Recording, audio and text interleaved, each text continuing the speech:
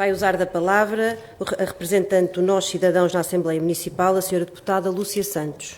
Bom dia a todas e a todos. Nos dias que correm, celebrar Abril deve ser, antes de mais, recusar o que é fácil. Desde logo, recusar a facilidade de o transformar num ritual. Bonito, quase sempre, mas domesticado, inofensivo e gasto. Porque Abril não foi isso. Abril foi ruptura. Foi risco, foi a coragem de contrariar aquilo que parecia inevitável. E talvez por isso nos deva inquietar o tempo em que vivemos.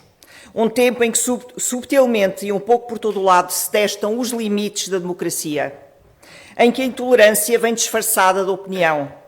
Em que a demagogia se apresenta como proximidade. Em que se legisla contra a ciência como se a realidade se deixasse moldar por decreto.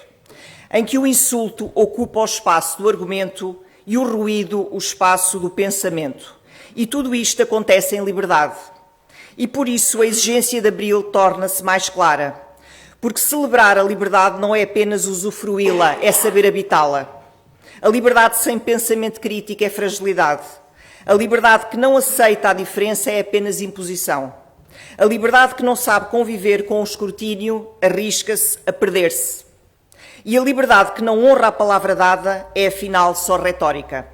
A democracia essa não se esgota no voto. Constrói-se todos os dias, na forma como pensamos, na forma como debatemos, na forma como aceitamos o outro, mesmo quando discordamos dele e, sobretudo, quando discordamos dele.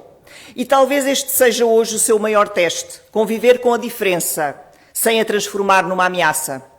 Mas celebrar Abril hoje é também não relativizar. Não relativizar o discurso de ódio, não relativizar o ataque às instituições, não relativizar a desvalorização da ciência e do conhecimento. Porque a história ensina-nos, e devia ensinar-nos melhor, que os retrocessos não começam com grandes rupturas, começam com pequenas cedências. Cedência após cedência, até já não sabermos exatamente onde deixámos de resistir. Coimbra sabe-o bem. Esta é uma cidade onde a liberdade nunca foi apenas memória. Foi tradição viva de pensamento crítico, de inconformismo e de debate. Por isso, também aqui, a responsabilidade é maior. Não podemos ceder ao cansaço cívico, nem à tentação de entregar a política aos mais ruidosos e aos mais simplistas.